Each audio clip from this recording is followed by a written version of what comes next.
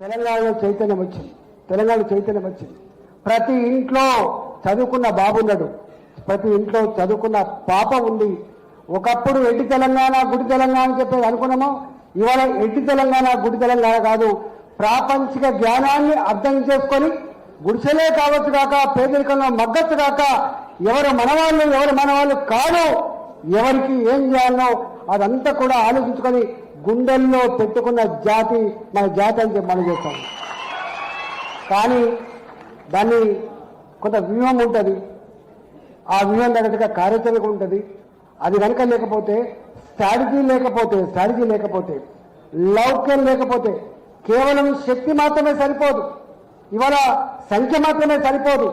ఆ సంఖ్యను, ఆ శక్తిని ఒక ప్రాపర్ ఛానల్లో కనుక మనం డ్రైవ్ చేయకపోతే, దాన్ని మనం తీసుకపోకపోతే ఫలితాలు రావనే విషయం మీకు తెలుసు.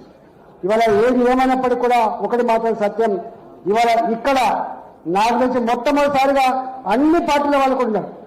శ్రీహరి గారు కాంగ్రెస్ పార్టీ, జ్ఞానేశ్వర్ అన్న టీఆర్ఎస్ పార్టీ, భారతీయ జనతా పార్టీలో ఉన్నాం. కానీ ఇవాళ అందరికీ జమకూడడానికి ఒక కారణం ఉంది. ఇంకా ఎన్నాళ్ళు వెనుకబడి ఉందాం,